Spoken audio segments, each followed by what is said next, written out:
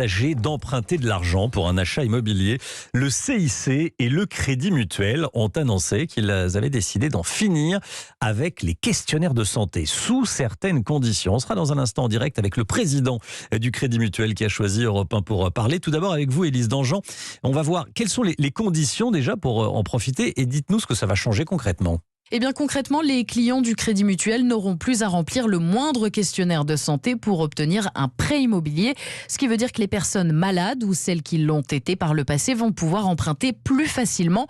Elles ne feront plus l'objet de surprimes ou d'exclusions liées à leur état de santé. Mais attention, il y a des conditions. D'abord, il faut être un client fidèle de la banque y avoir domicilié ses revenus principaux depuis au moins 7 ans. Il faut également avoir moins de 62 ans. C'est un dispositif mis en place pour celles et ceux qui achètent leur résidence principale et il y a un plafond pour le montant assuré jusqu'à 500 000 € par emprunteur. Les clients éligibles qui sont déjà titulaires d'une assurance emprunteur au Crédit Mutuel verront leur éventuelle surprime ou exclusion supprimée à compter du 1er décembre. Coût total de la mesure, 70 millions d'euros par an.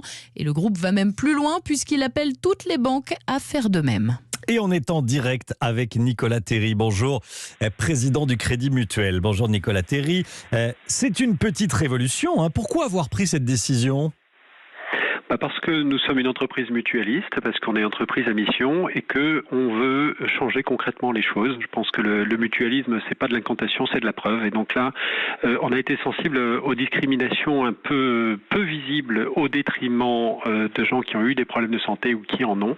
Et voilà, ce que nous a appris la crise du Covid, c'est qu'on peut faire simple et solidaire et c'est ce qu'on a décidé de faire. C'est vrai que jusqu'ici, ça a toujours été le parcours du combattant quand on est malade ou qu'on l'a été pour avoir un prêt IMO. Pourquoi ne pas en finir avec les questionnaires de santé de tous vos clients, j'allais dire, y compris les nouveaux ? Parce que la banque et l'assurance, ce sont des métiers de long terme. On couvre les gens pendant 25 ans sur un crédit immobilier. Et je pense que cette double confiance, celle que les clients nous font et celle que nous faisons à nos clients, est bien la bonne façon de construire une confiance durable. Et c'est ça qu'on veut faire. Et on veut le faire, j'allais dire, dans le bénéfice de tous, des clients, de la solidité de la banque et puis aussi d'un assainissement du marché. Parce que ce qu'on cherche, c'est que tout le monde, non seulement banquier, mais aussi assureur, fasse comme ça. Et je pense que la loi E20, elle a déjà une bonne trentaine d'années quasiment.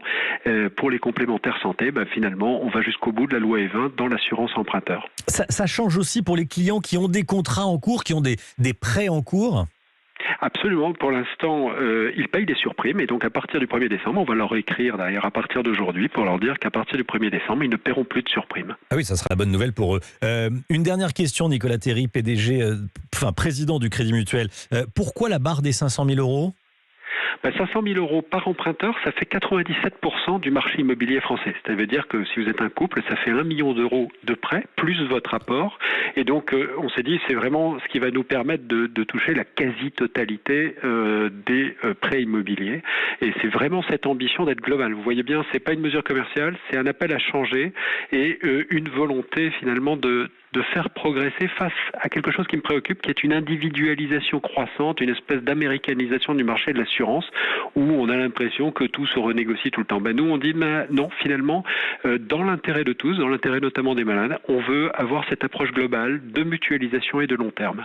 Merci beaucoup Nicolas Terry. C'était vraiment une information dont je voulais parler dans